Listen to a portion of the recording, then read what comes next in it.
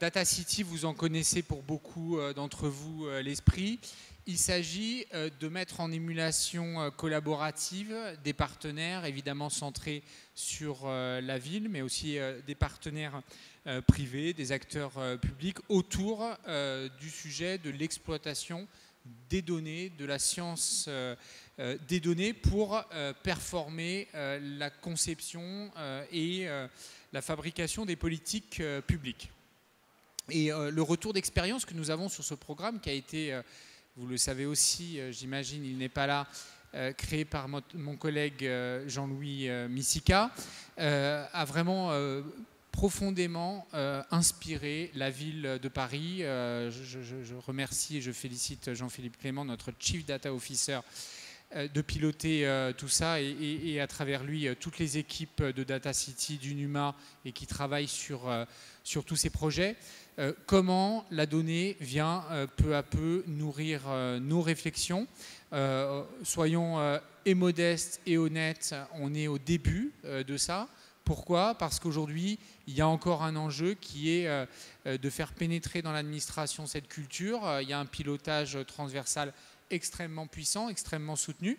Mais tout le débat aujourd'hui est d'arriver à faire percoler, comme on dit, cette nouvelle culture qui est à la frontière entre la data science, la transformation des organisations, la question de l'architecture des systèmes d'information et aussi du travail partenarial et de l'open management, comme on dit. C'est évidemment un enjeu sur lequel nous sommes totalement mobilisés. Alors cette édition Data City 4 va tourner autour de 11 challenges. Je ne vais pas évidemment les lister ici puisque ça va être fait juste après moi, mais quand même vous en donner un petit peu le sens parce qu'ils sont vraiment au cœur des préoccupations que nous avons à la ville de Paris et y compris au cœur des sujets sur lesquels parfois nous avons le sentiment que notre propre action n'est pas parfaite. Il y a un sujet qui est en pleine révolution, qui est le sujet des mobilités, en pleine révolution parce qu'on est à la convergence d'une transformation d'un paradigme historique de soutien au transport public et à la place des nouvelles mobilités individuelles. La question de l'émergence de ces innovations de mobilité individuelle avec la fiabilisation, l'autonomisation et le caractère beaucoup plus solide des technologies électriques et le potentiel infini que cela ouvre. Il y a aussi toutes les technologies que nous ne connaissons pas encore, mais que nous savons qu'elles vont arriver. Et donc, c'est comment concilier les usages, comment les optimiser, comment aussi pouvoir les partager avec tous. C'est évidemment un enjeu tout à fait central. Le deuxième sujet est un enjeu majeur pour toutes les grandes villes du monde. C'est la question du challenge qu'on appelle le pilier énergie, dans lequel il y aura 2 challenges qui vont vous être présentés. C'est, et en lien d'ailleurs avec la thématique principale du forum Smart City, parmi lequel nous profitons de l'installation pour annoncer les challenges, la question de la sobriété, comment on réduit la consommation et comment on accompagne la transformation de nos modèles de production. Et le dernier sujet, il est au cœur parfois de l'insatisfaction que nous ressentons des Parisiens, c'est la question de la régulation de l'espace public et comment l'espace public est bousculé par 1000 choses, des choses positives, c'est-à-dire une réémergence du besoin d'usage de l'espace public, le fait que notre ville et c'est une bonne nouvelle, très fréquentée par les touristes, les Parisiens. On sort à nouveau beaucoup dans les villes du monde et c'est une bonne chose, mais évidemment, ça pose des enjeux, parfois des problèmes qui sont très importants pour nous. La question des nuisances d'espace public liées aux travaux, la question évidemment de la suroccupation de l'espace public et des déchets que ça peut générer et d'autres challenges. Voilà, on a la conviction que ces challenges Data City, ils nous aident à mieux comprendre et parfois à mieux résoudre les problèmes auxquels nous devons faire face. Ils sont nombreux. Merci à tous les partenaires qui s'engagent avec nous, avec le NUMA, pour y travailler. Ce sont tous des partenaires prestigieux auxquels nous devons beaucoup. Et merci aussi à toutes les startups qui y participeront.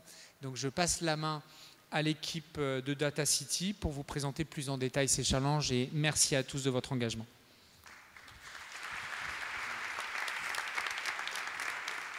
Merci beaucoup Emmanuel. Mesdames et messieurs, bonjour. Bienvenue à l'annonce des challenges de la saison 4 de Data City. Alors attendez, il faut que je vois avec les caméras gauche-droite.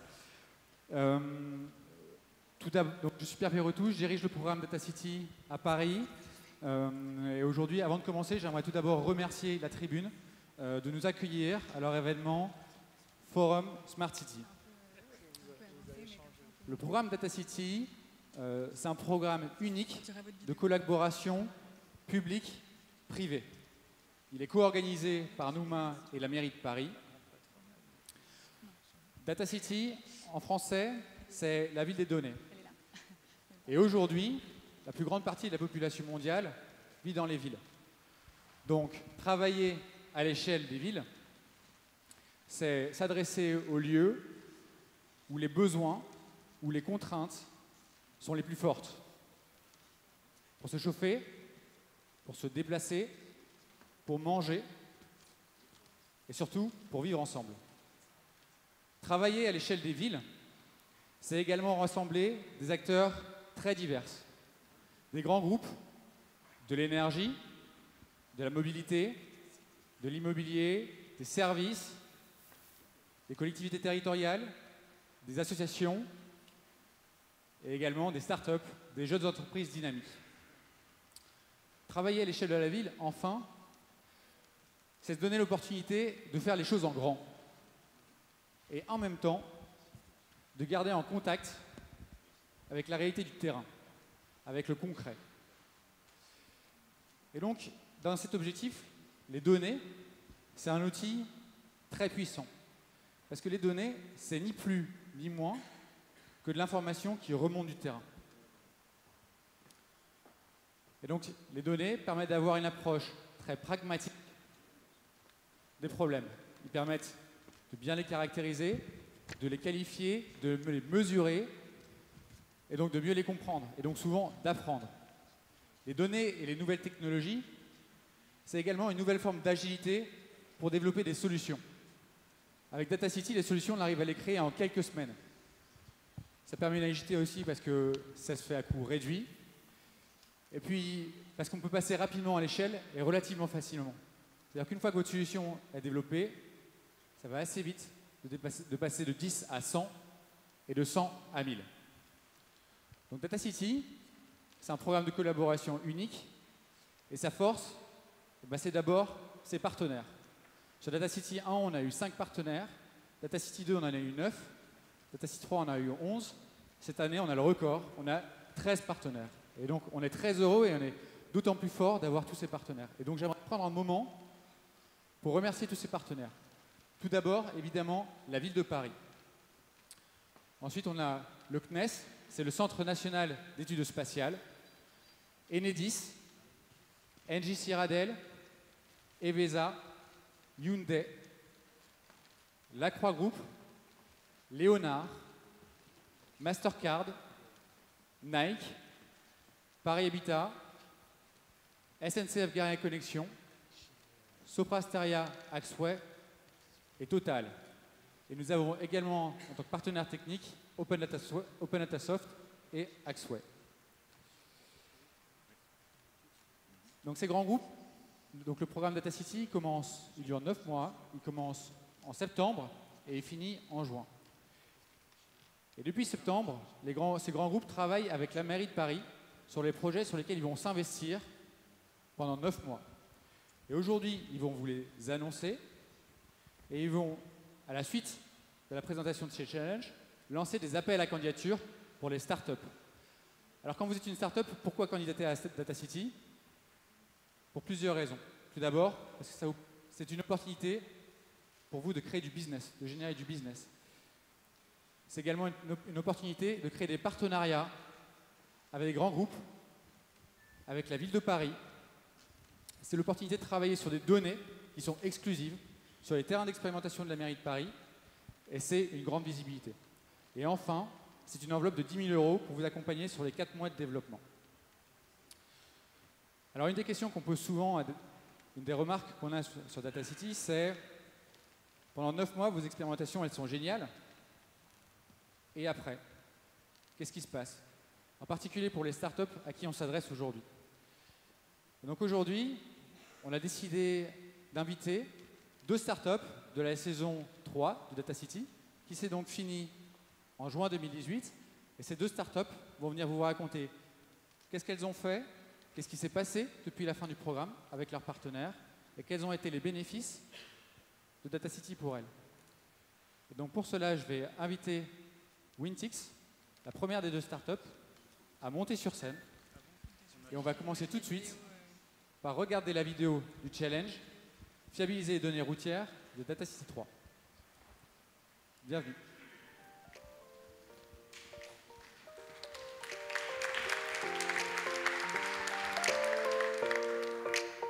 La DIRIF est le service public en charge des autoroutes et routes nationales franciliennes. Elle a pour mission d'assurer la sécurité de ses usagers et de les informer des conditions de circulation, ainsi que de réaliser des études pour fluidifier le trafic. Pour réaliser ces missions, la DIRIF s'appuie sur des données qui sont issues directement de capteurs intégrés dans la chaussée. Le problème, c'est que ces capteurs sont vieillissants et ils nécessitent un renouvellement, sauf que tous les renouveler serait très coûteux et très complexe à réaliser. Nous avons co-développé avec le bureau d'études CETEC et la start-up Wintix, qui est une start-up spécialisée en intelligence artificielle, une solution qui permettrait de réduire ce nombre de capteurs tout en conservant un niveau de service satisfaisant. Cette expérimentation de 2 mois nous a permis de mettre au point un algorithme de comptage. En utilisant 20% des capteurs, nous avons pu reconstituer l'ensemble de l'information des autres capteurs avec une très bonne précision. Élargir l'ensemble du réseau Île-de-France, cet outil permettra d'arriver à une économie de 30 millions d'euros, tout en améliorant le niveau de service actuel. C'est pourquoi nous envisageons d'intégrer cet algorithme dans nos systèmes d'information pour l'utiliser en temps réel.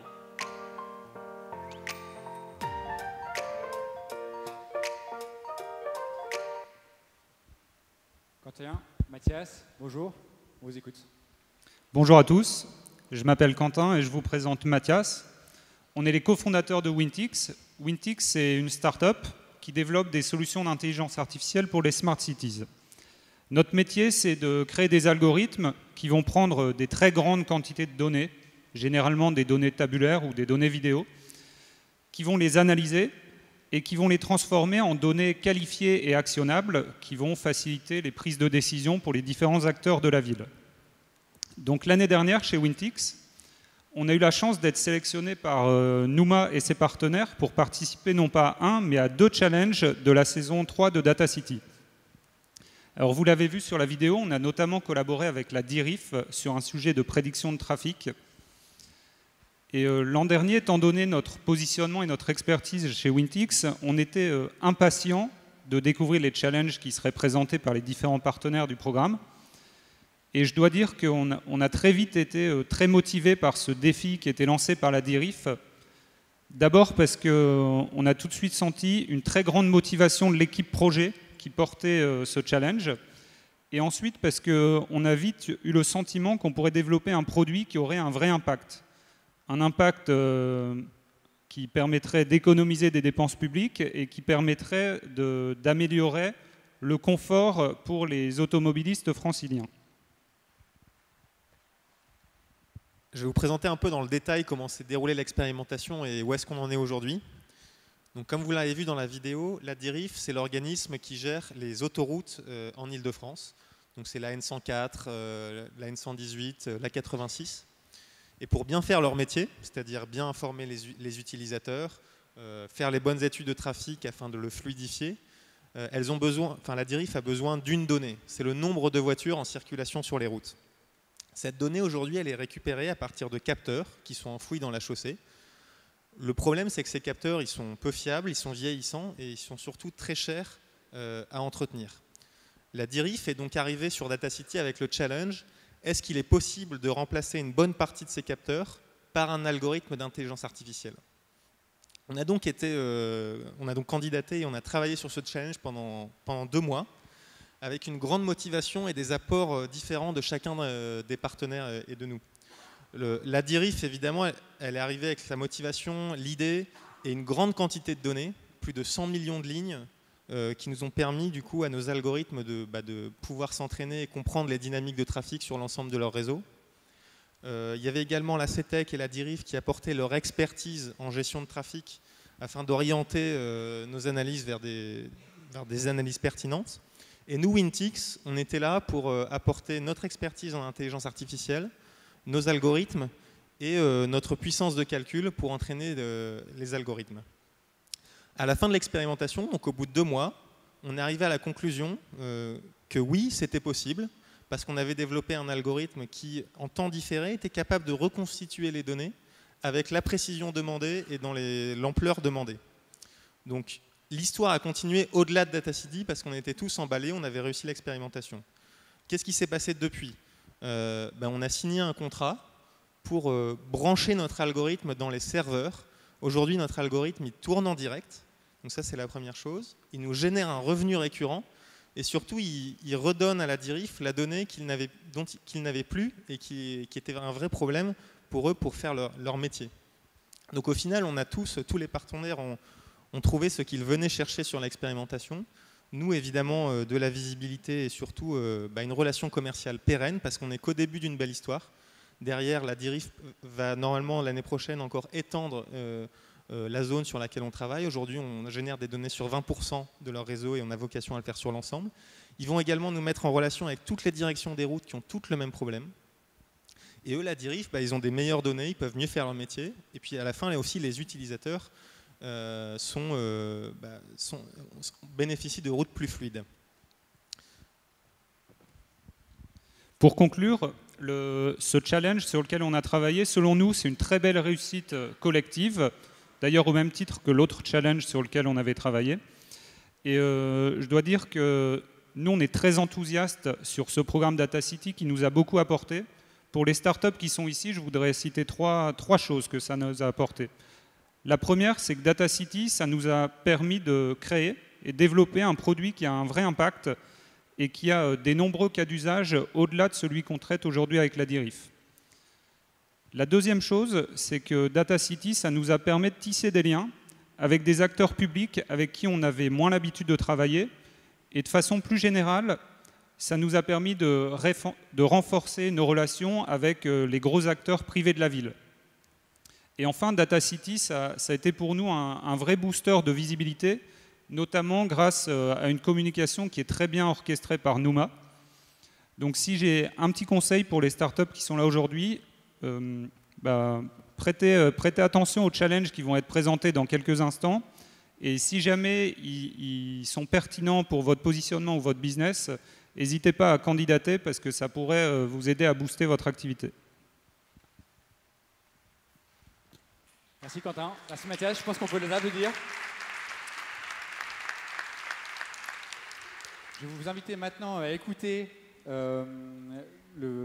Héloïse Koltuk de Co-Recyclage qui avait travaillé sur le challenge réemploi des encombrants. Et je vais vous demander de lancer la vidéo du challenge.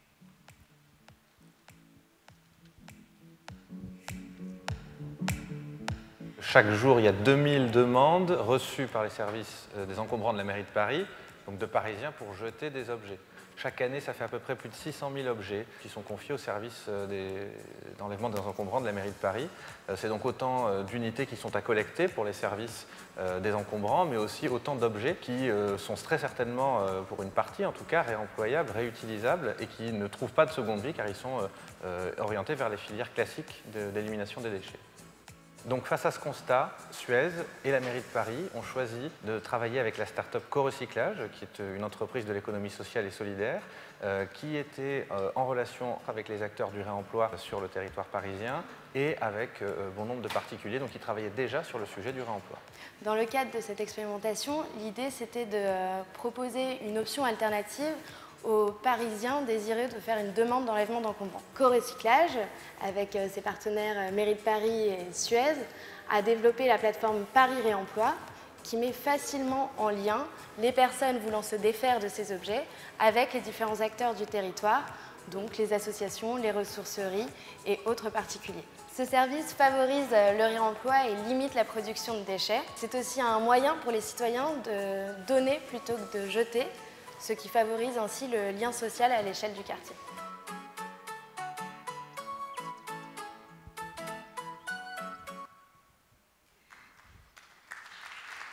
Donc, bonjour à tous. Bon, alors, c'est jamais très confortable de se voir comme ça en images. Pour autant, j'aime bien cette vidéo parce que ça me rappelle tout le chemin qu'on a parcouru jusqu'ici, les efforts fournis et les résultats aujourd'hui obtenus. Donc, on est très content de faire partie d'une des success stories de cette édition du Data City. Donc, du coup, où en est-on aujourd'hui ? Tout d'abord, ce qu'il faut souligner, c'est que le service dont on vous parle sur la vidéo est toujours actuellement en ligne. Donc la plateforme Paris Réemploi est toujours greffée au service d'enlèvement d'encombrants de la mairie de Paris.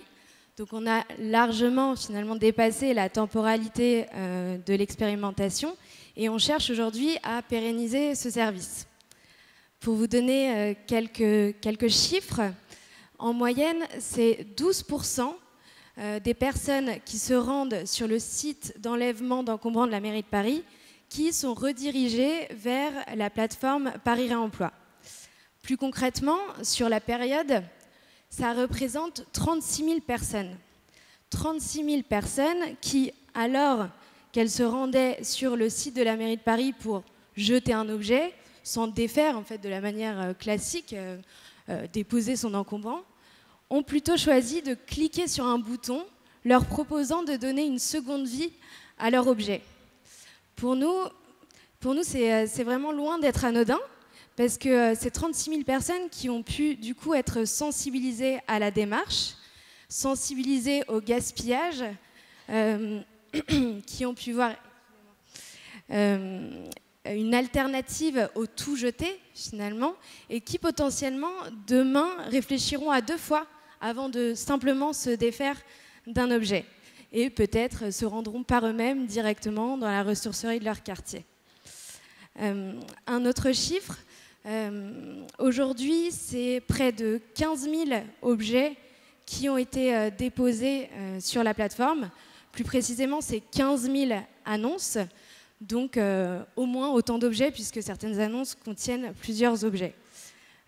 Tous ces objets sont un gisement inédit auquel aujourd'hui des associations, des ménages, des structures du territoire peuvent accéder gratuitement parce que je rappelle que c'est une plateforme de dons. Donc ces personnes peuvent choisir de s'équiper, se meubler gratuitement et ça leur offre aussi une alternative au neuf puisque ce sont des objets de seconde main. Donc sur notre plateforme, on trouve toutes sortes d'objets, comme je viens de le dire, mais c'est vrai que ce qui parle le mieux, finalement, c'est les catégories meubles, literie et électroménager. Sachez que si vous déposez un lave-vaisselle ou bien un canapé sur notre plateforme, cet élément a plus de 70% de chances de trouver preneur dans la semaine. Donc finalement, c'est assez pratique. Et nous, on trouve ça assez génial puisque ce sont des éléments encombrants, mais dans le sens de volumineux. Et finalement, ça facilite le travail de la mairie de Paris. L'électroménager, c'est un déchet qui est quand même difficile à traiter. Donc s'il est réemployé, c'est tout bénef. Et puis ça allège également le travail de collecte de la mairie. Et c'était un des buts initiaux recherchés. Ici, je parle de la mairie de Paris, mais l'idée, à terme, c'est d'essaimer la solution sur d'autres territoires, en faire profiter d'autres collectivités. Le but étant toujours de favoriser le lien social sur les territoires et puis détourner toujours plus des poubelles, des ressources pouvant servir à d'autres. L'enjeu majeur ici, ce sera de trouver un modèle économique viable et profitable à tous. Donc les bénéfices du programme pour co-recyclage, vous l'aurez compris, ça a été que du positif. Pour nous, ça a été le moyen de réactiver, réanimer le volet grand public de notre activité, parce qu'on a aussi des prestations qui s'adressent aux professionnels. Ça a été une formidable opportunité de mettre en place un service déployable rapidement, voire même instantanément. Donc sur ce point, je remercie vraiment nos partenaires Mairie de Paris et Suez, sans qui, évidemment, ça n'aurait pas été possible. Avec eux, on a expérimenté des manières collaboratives de travailler. C'était un triptyque petite start-up, grand groupe, collectivité. Oula, je gère mal la puissance du micro. Et donc, c'était très enrichissant, voilà, de travailler les uns avec les autres. Un dernier point que j'aimerais souligner, c'est la visibilité qu'offre ce programme aux entreprises comme la nôtre. Vous avez pu voir la vidéo réalisée, précédemment projetée. Aujourd'hui, j'ai la chance de pouvoir vous expliquer ce qu'on fait. Donc c'est vraiment un coup de projecteur finalement très appréciable pour nous, petites entreprises qui n'avons pas de moyens de communication très importants. Enfin, un petit conseil peut-être pour les startups qui sont dans la salle. Ce ne sera pas très compliqué, c'est évidemment candidater. Vous n'avez rien à perdre, bien au contraire. Soyez force de proposition et puis créatif comme toujours. Merci.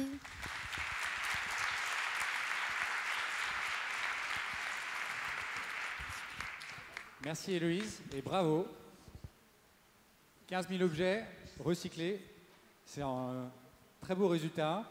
J'en profite pour vous dire que si vous voulez tweeter, il y a indiqué 2 hashtags. Il y a un hashtag qui a été créé pour hashtag DataCity et le hashtag Forum Smart City. À partir de maintenant, c'est le moment où vous attendez tous.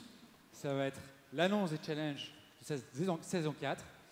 Et donc, je vais inviter à monter sur scène au premier groupe qui va travailler sur la mobilité et aux 4 nouveaux challenges. Je vous invite à monter sur scène.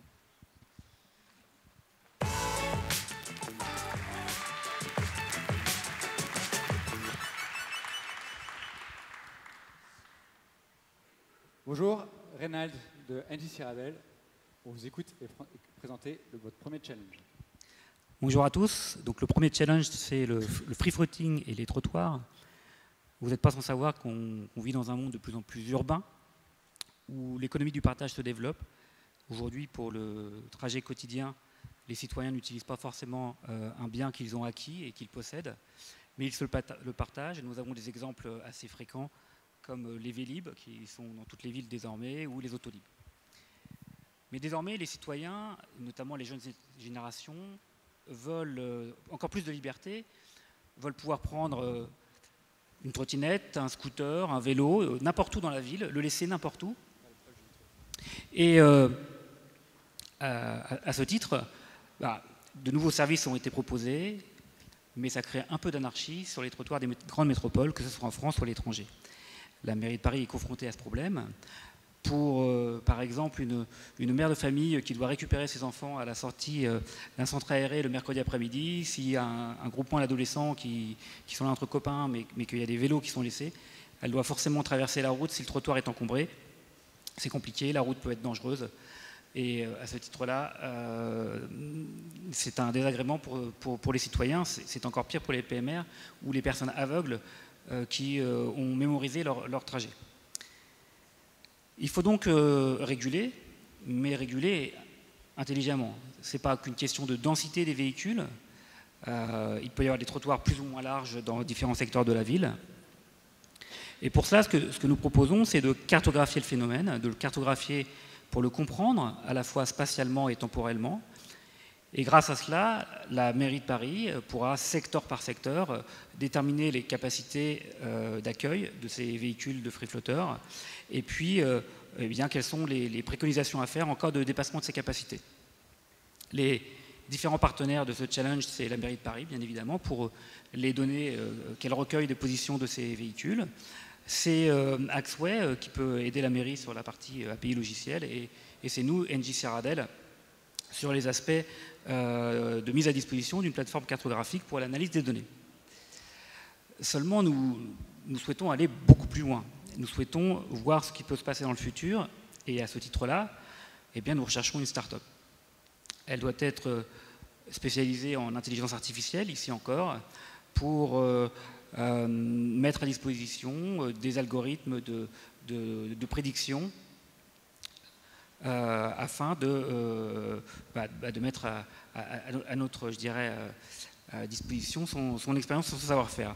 Ces prédictions peuvent être à long terme, comprendre l'évolution du phénomène, est-ce que c'est quelque chose qui va en croissance forte ou au contraire en croissance régulière, mais surtout aussi à court terme les récurrences, de pouvoir déterminer que tous les samedis matins, il y a un match de basket dans le quartier, qu'un jeudi par mois, le premier jeudi par mois, dans un pub, un groupe de musique vient et que ça crée des regroupements sur l'espace public.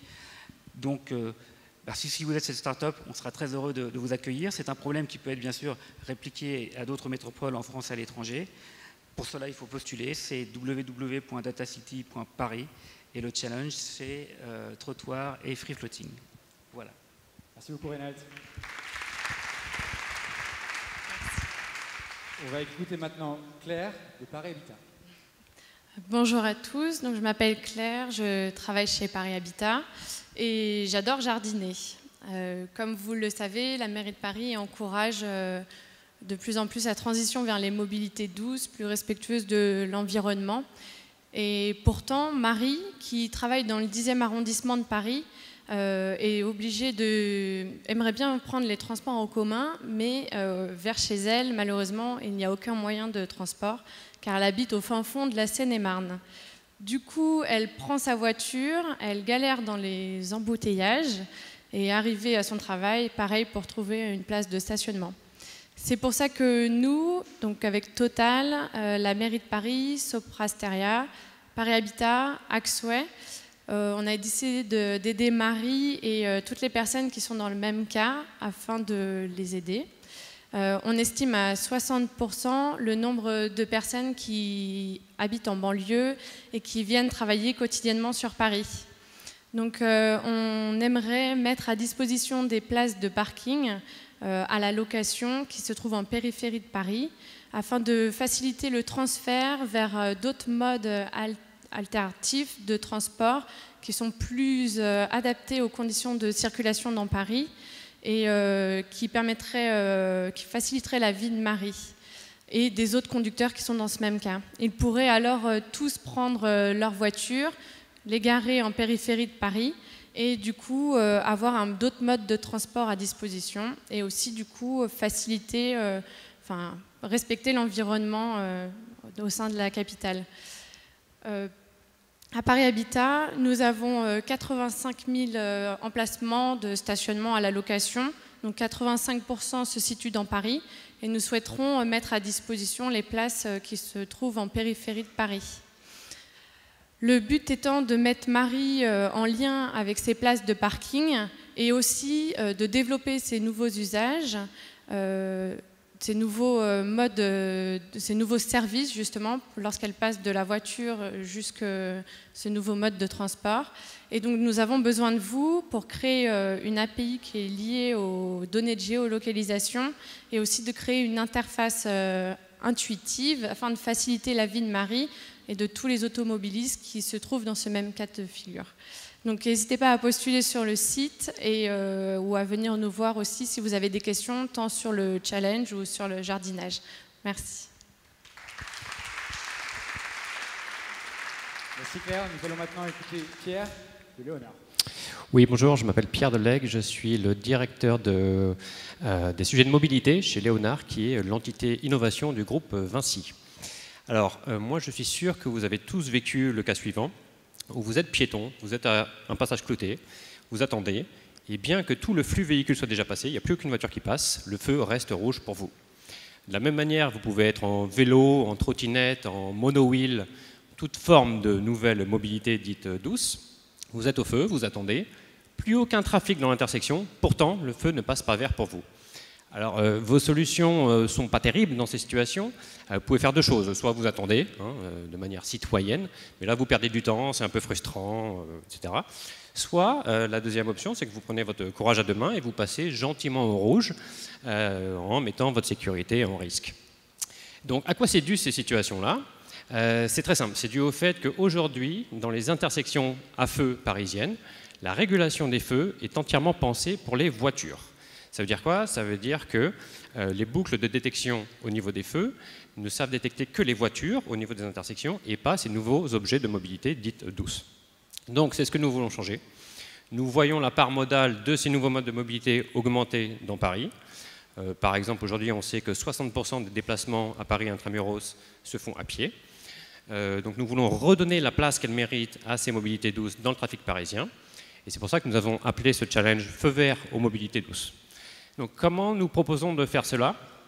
Nous avons dans notre groupe toutes les expertises nécessaires à la réalisation de ce challenge et les données qui seront nécessaires. Donc en termes d'expertise, nous avons la société Lacroix, qui est un fournisseur de feux tricolores. Nous avons la société Evesa, qui est un installateur d'équipements de voirie et de feux tricolores. Nous avons la société Vinci, que je représente en tant que gestionnaire d'infrastructure. Et, last but not least, nous avons la ville de Paris, qui cautionne l'idée globale, qui est notre client final, et grâce à qui nous aurons accès à ce qui est vraiment le nerf de la guerre dans ce challenge, c'est-à-dire l'accès à des données vidéo issues de caméras implantées à un ou plusieurs carrefours à feu parisiens. Donc ce que nous recherchons ici, c'est un partenaire capable de développer des solutions de traitement d'images pour détecter, classifier ces nouveaux objets de mobilité douce, pour nous permettre ensuite de réguler les feux en fonction de ces objets, et pas que des voitures, pour enfin redonner aux objets de mobilité douce la place qu'elles méritent dans la régulation du trafic parisien. Merci. Merci Pierre. Maintenant, je vais vous demander de tendre un peu l'oreille, parce qu'il va falloir écouter en anglais l'annonce et challenge de Anastasia de Hyundai. Bonjour, je m'appelle Anastasia, and I'm sorry I'll speak English today because I'm Russian. I'm Russian, and for the last 6 years I've been working and living in South Korea, Seoul. The reason why I do that is because I work in an amazing innovation development team at one of the biggest car companies in the world, Hyundai Motor Company. At Hyundai, we work together with disruptive startups to enter new market opportunities together. And this is exactly why I'm here today, because together with Total and City of Paris, we want to fix a problem that's gonna be massive soon. So the topic today is car sharing. As you know, probably less people own cars, and less people want to own cars. People share cars. It's efficient, it's convenient, it's good for cities, it's good for citizens. For instance, about 30,000 cars these days in Europe are being shared between 2 million people. What car sharing means? Car sharing means that you can ride a car that you don't own, and as soon as your ride is finished, another person comes in. Very good. However, if you've ever used the public transit, you probably know that it's not always clean. And car sharing business is not an exception. So the problem that we want to point out today is how to check automatically whether the car is clean inside before the next person comes. Right now, there is no technology that checks it automatically. And if I'm the current rider and I finish my ride, there is no person to come and check how good the car condition is for the next rider. That's it. And together with Total, we want to make sure at Hyundai that we can check automatically how clean the car is every single time, because we want to make sure that in car, even it's shared, you feel like it's your private car. Why this is so important? Let me give you an example. Imagine a father, and he is divorced. It's a weekend, and he's going to pick up his beautiful little daughter and spend several hours together. They're excited, they're going to have a wonderful time, and he's a modern person, so he reserved a car sharing service. Cool. As soon as he gets in the car, he sits in, he realizes that it smells just bad. And the wheel is greasy. He looks at the seat, and there are stains. all the ride, he keeps thinking whether the car maintenance is as bad as the cleaning service is. He even worries whether it's actually healthy for his child to be in a shared space. This case is an example that emotional, powerful breach between a father and an entire automotive brand can happen, and we don't want that. So what is the solution? We don't know, but if you know a technology that can determine whether the car has been contaminated, please apply and let us know.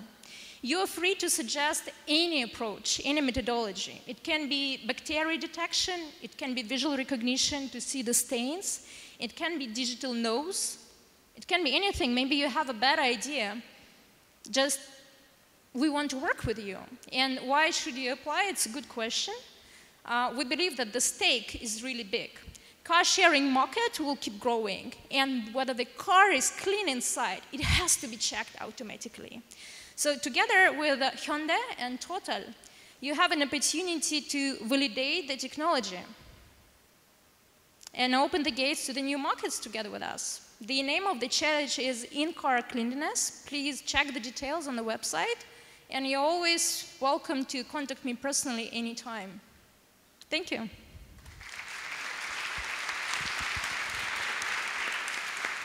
Thank you very much. Je vous remercie. On va passer maintenant au deuxième groupe qui va se focaliser sur l'énergie.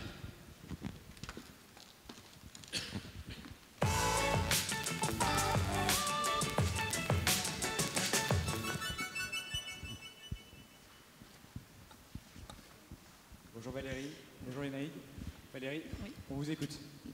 Bonjour, je suis Valérie Logier, directrice du digital et de l'innovation pour la branche marketing de Total. Donc Total, c'est 16 000 stations-service dans le monde, mais c'est 7 000 bornes électriques en France.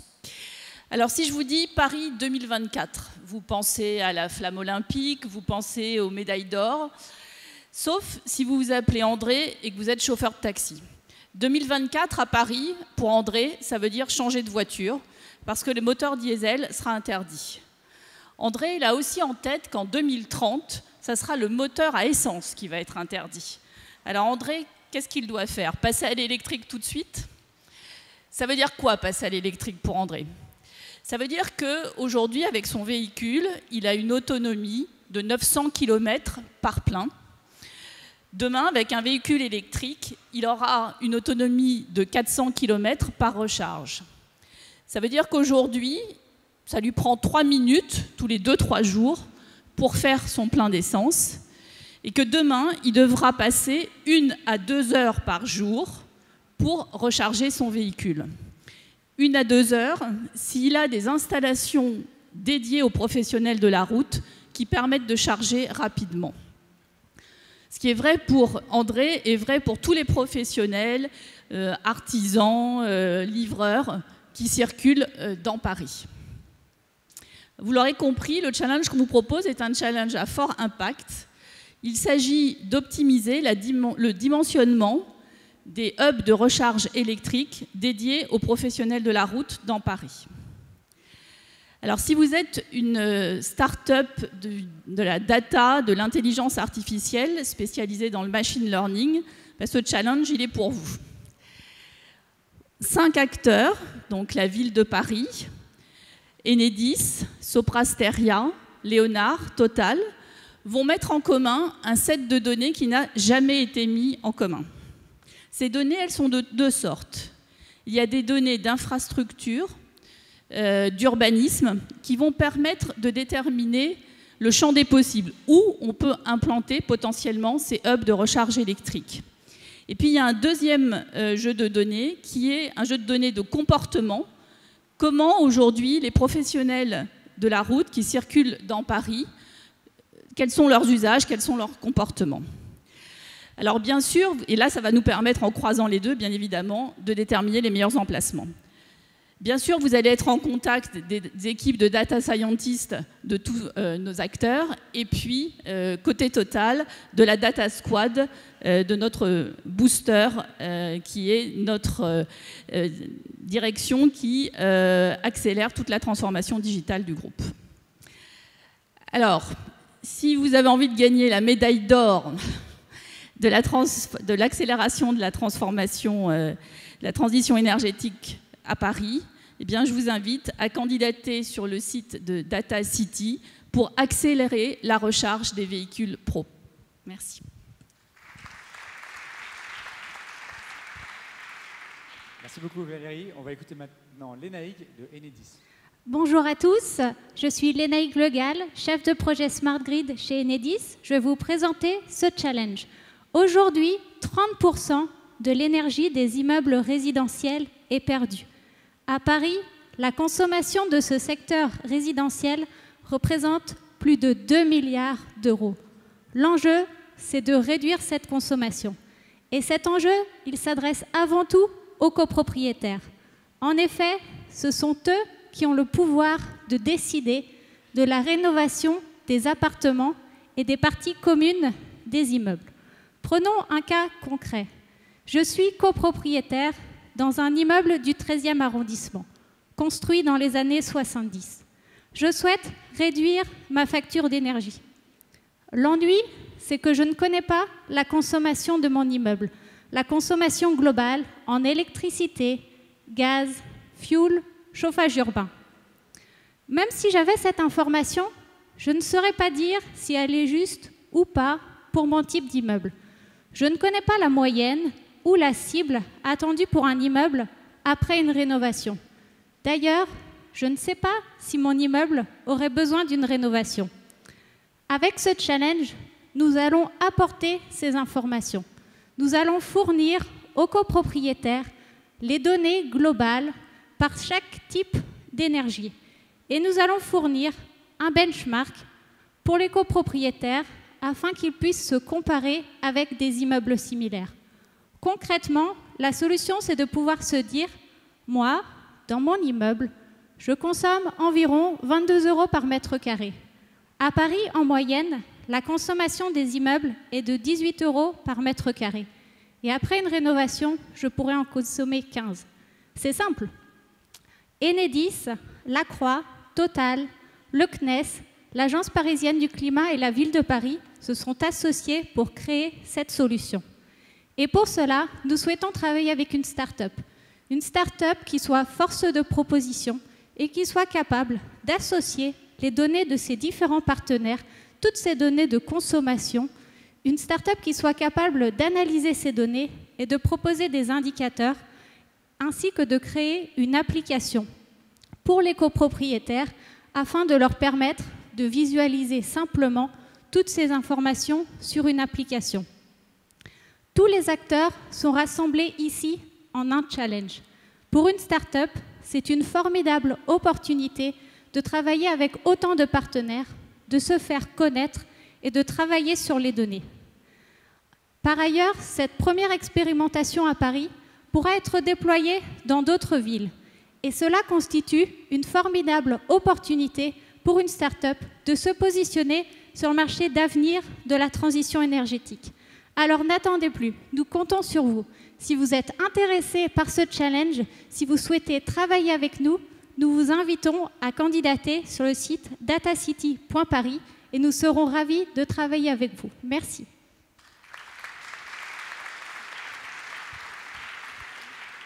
Merci beaucoup Lénaïque. C'était le challenge énergie de la saison 4. Nous allons maintenant écouter les challenges sur l'espace public. Je vous invite à monter sur scène.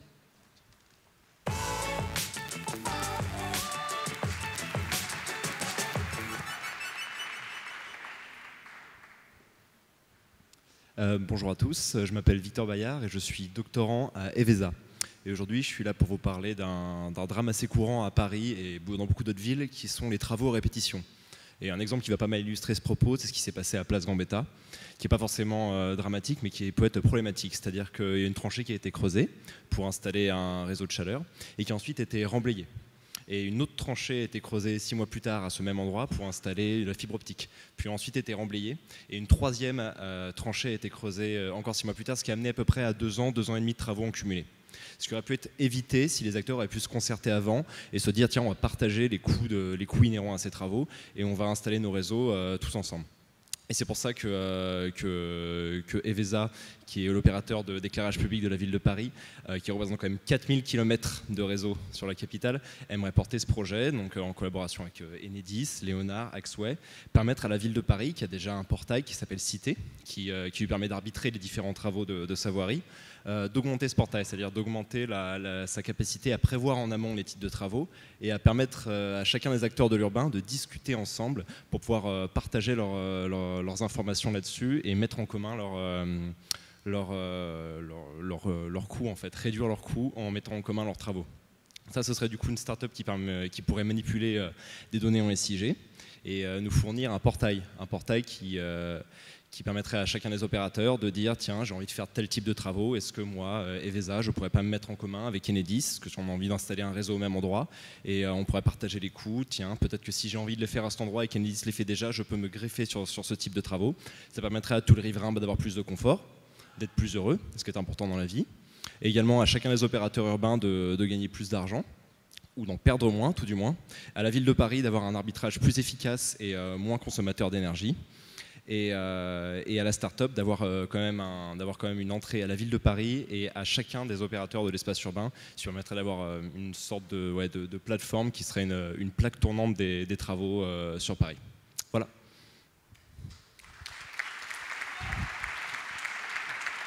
Merci beaucoup Victor. On va écouter maintenant Noël de Axway Soprasteria. Merci.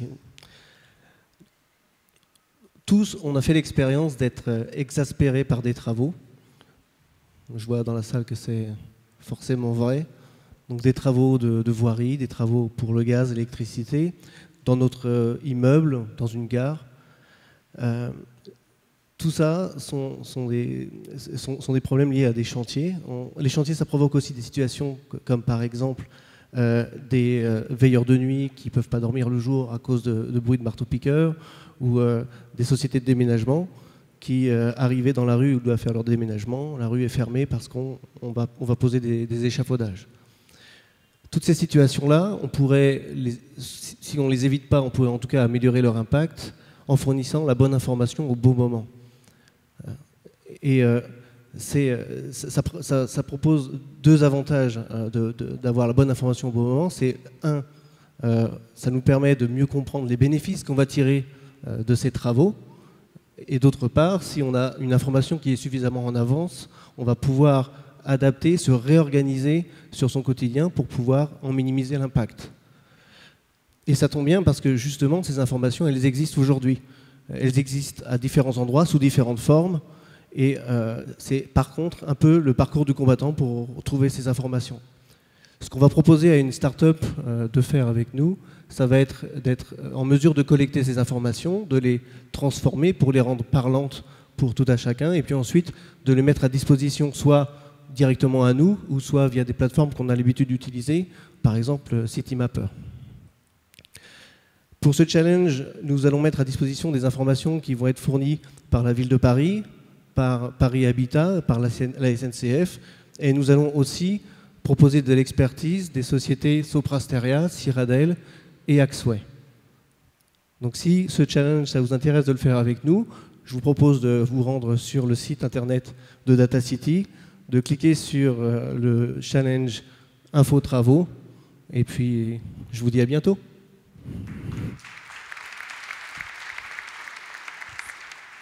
Merci beaucoup Noël. On va écouter maintenant Émilie de SNCF Gare et Connexion. Merci. Bonjour à tous.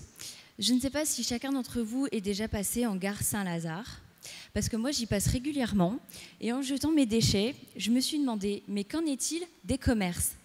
Parce qu'en fait je travaille chez SNCF Gare et Connexion, c'est la branche SNCF qui gère et qui développe toutes les gares en France, et je travaille quotidiennement en proximité avec les commerces. Et donc j'ai mené l'enquête, et je me suis aperçue qu'en fait 72% des déchets de la gare Saint-Lazare est en fait générés par les commerces. C'est énorme. Et le problème majeur réside dans le fait que la plupart de ces déchets sont très volumineux. Il s'agit des déchets dits d'avitaillement. Ce sont les déchets issus des livraisons, donc les cartons de livraison, les palettes, les films plastiques qui enveloppent les marchandises. Et en gare Saint-Lazare, il faut savoir qu'on a 82 boutiques et restaurants. Et ces 82 points de vente gèrent de manière individuelle toutes les livraisons. Donc en fait, on ne sait pas qui génère quoi, ni quand, ni comment. On n'a pas les données pour savoir ce qui rentre chaque matin pendant les livraisons, ce qui ressort et ce qui est réutilisé. Donc ça ne nous permet pas d'avoir un bon dimensionnement de la plateforme de tri au sein de la gare. Ça ne nous permet pas d'avoir le bon espace de local de stockage. Et quand on n'a pas le local de stockage adapté, les commerces font du dépôt sauvage n'importe où dans la gare. Et ça crée des nuisances pour tout le monde, tant pour les visiteurs en gare que pour les commerces, que pour la gare elle-même, donc Gare et Connexion. Donc le challenge ici, c'est de trouver un outil de comptage pour mesurer tous les jours, pour chaque point de vente, tout ce qui rentre, tous les déchets d'avitaillement entrant sur le site. La start-up devra réaliser cet outil de comptage pour chaque point de vente, devra modéliser tous ces flux et les analyser. Parce que quand on connaîtra toutes ces données quantifiées, on sera capable de mieux rationaliser tous ces flux, on sera capable de mieux dimensionner la plateforme de tri au sein de la gare et on sera capable, pourquoi pas, de réduire tout ce volume de déchets énorme à la source en réfléchissant à des conditionnements réutilisables. Mais tout ça, sans les quantités, on ne peut pas le faire. Donc la start-up devra proposer un outil de comptage, mais aussi des solutions pratiques et écologiques sur le traitement et sur l'enlèvement. L'expérimentation se fera en gare Saint-Lazare et cela permettra aux équipes en gare de mieux gérer l'exploitation, la collecte et de permettre la valorisation de tous ces déchets puisqu'on connaîtra les quantités de façon exacte par point de vente. Cela permettrait également d'avoir cette approche environnementale qui est voulue par la gare Saint-Lazare, par les gares en général, et que doit respecter aussi les commerces de manière contractuelle et qui est aussi souhaitée, je pense, par tous, puisqu'on a l'objectif fort de réduire de 50% les déchets d'ici 2025. Donc la solution sera duplicable dans plein d'autres gares, elle sera duplicable aussi dans plein d'autres lieux, comme par exemple le parc immobilier de commerce de Paris Habitat, notre partenaire, ou encore les aéroports, les centres commerciaux, etc. La liste est très longue. Ce projet permet de se lancer dans une approche innovante, une nouvelle sensibilisation écologique, mais cette fois axée vers les commerces. Donc si une start-up est intéressée par notre challenge logistique zéro déchet, n'hésitez pas à postuler sur le site. Merci. Merci beaucoup Émilie. On va écouter maintenant Myriam de Mastercard. Bonjour à tous. Alors je suis Myriam, je travaille pour Mastercard et je voudrais partager avec vous une petite anecdote pour vous expliquer notre challenge. J'habite à Paris depuis 20 ans et j'adore cette ville. Je la trouve très belle, culturellement très riche. En plus, je trouve qu'elle bouge en permanence. Alors imaginez ma tête quand Jim, un collègue américain, parce qu'on est une entreprise américaine, m'a dit qu'il avait été très déçu de son expérience dans notre ville. En fait, il a dû faire la queue devant le Louvre pendant plus d'1 heure avec sa femme pour avoir des tickets. Ils se sont retrouvés dans un musée blindé et n'ont même pas pu voir la Joconde parce qu'il y avait 200 personnes autour. Et pour finir, se sont retrouvés à déjeuner dans un fast-food parce que les restaurants aux alentours étaient tous complets. Bon, évidemment, ils étaient restés dans une zone très, très touristique. La suite de leur voyage a été plutôt similaire, alors qu'ils attendaient certes des visites de sites incontournables qu'ils ont eues, hein, mais aussi des expériences très typiques, des petites galeries, des expositions, chiner dans des brocantes, enfin plein de choses. Alors évidemment, je lui ai proposé de revenir comme ça, je lui faisais découvrir tous les bons endroits de Paris, mais il m'a dit qu'il préférait des destinations qui bougent plus comme Londres ou Barcelone. Ça m'a un peu surprise. Du coup, je suis allée regarder les chiffres. Et en effet, les touristes restent jusqu'à 2 fois moins de temps à Paris qu'à Londres. Honnêtement, j'ai trouvé ça incroyable. Enfin, Du coup, avec la ville de Paris, l'Office du tourisme, La Pure et Paris Habitat, nous avons décidé de travailler ensemble sur ce sujet.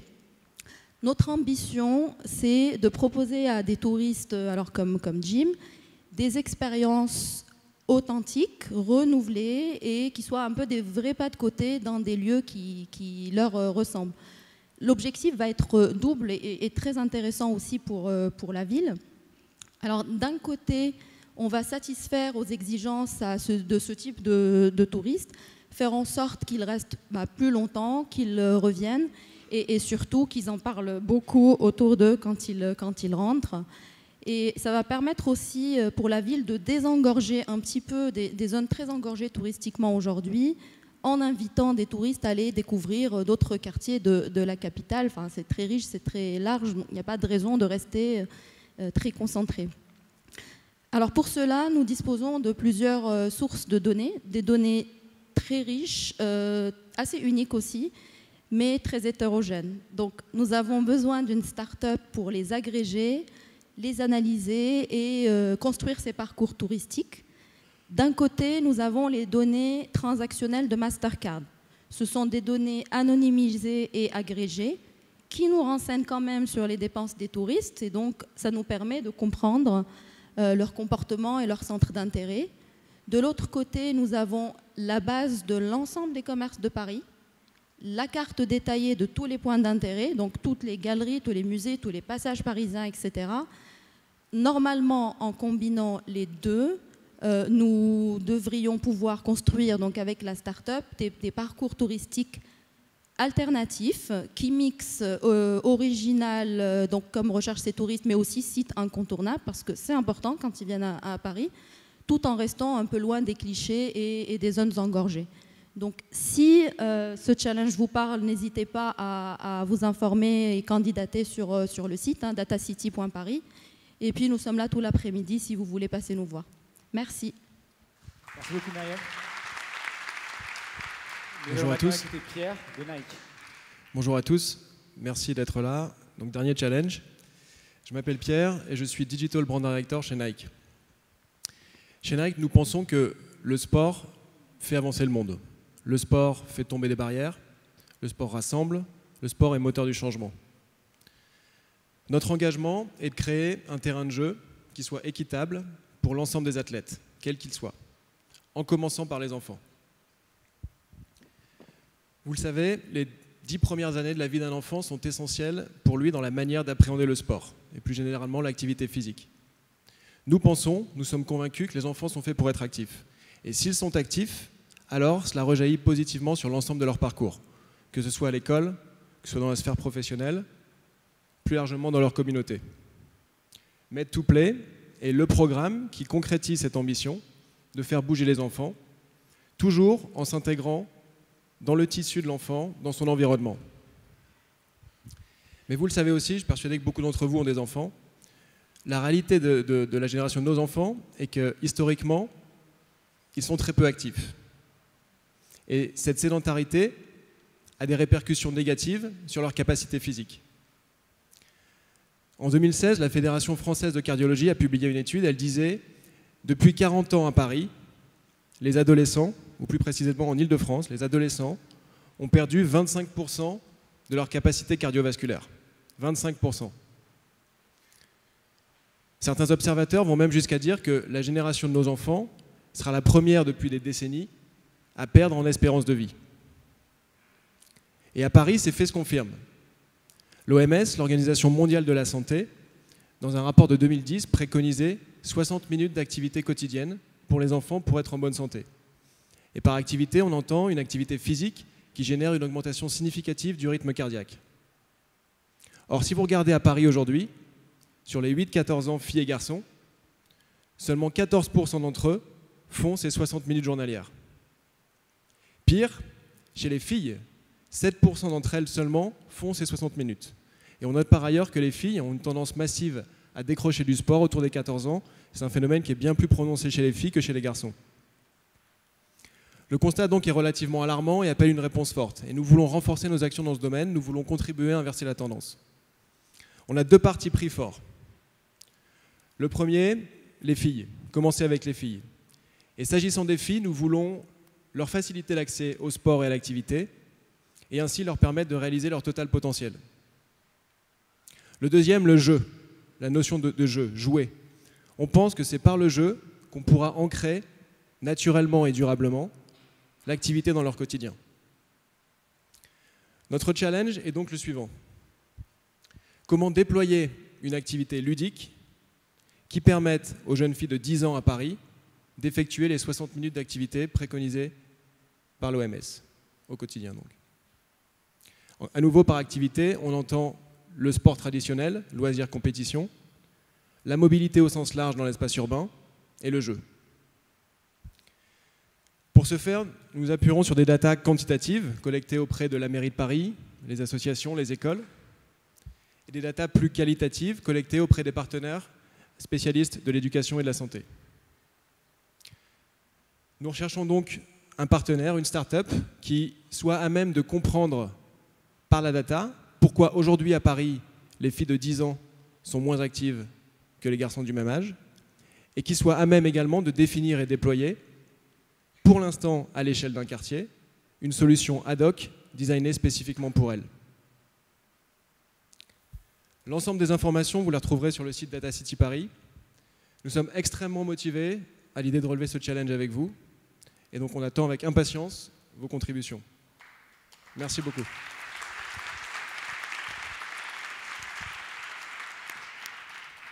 Merci beaucoup et bravo, félicitations pour ces très beaux challenges.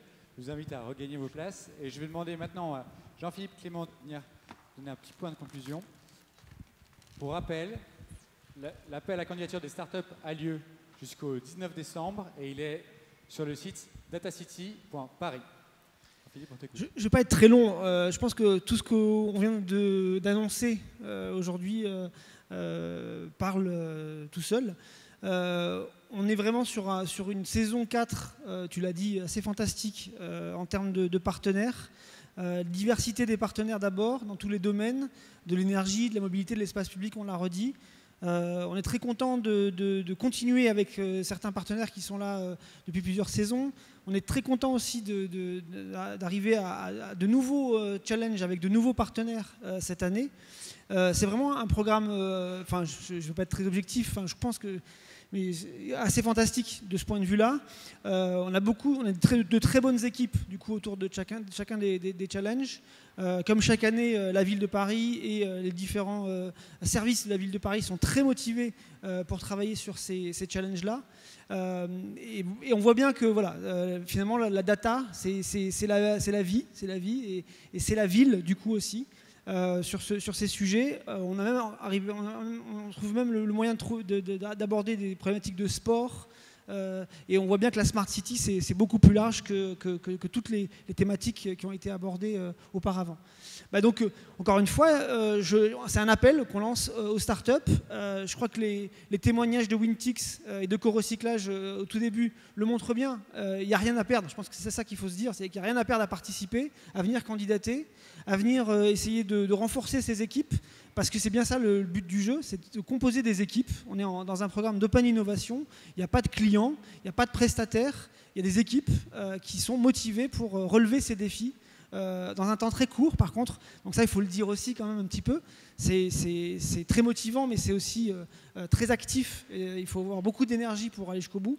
Mais c'est quand même assez fantastique puisqu'on va bientôt se revoir, sûrement sous ces lustres au mois de juin, pour présenter le résultat de tous ces challenges. Donc, candidatez, venez discuter avec nous, venez voir les différentes équipes déjà constituées.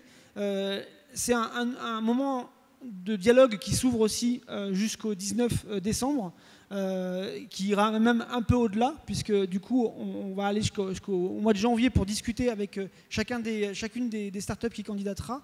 Et on va vraiment constituer. Les challenges vont certainement un peu évoluer en fonction des solutions qui vont nous être proposées au fur et à mesure. Et on va arriver à des solutions qui sont vraiment importantes et qui sont vraiment opérationnelles pour la ville. C'est ça le mot-clé. Merci beaucoup en tout cas. Merci à tous pour cette présentation. Et puis on se retrouve très bientôt pour en reparler avec les startups qui vont venir compléter nos équipes. À bientôt.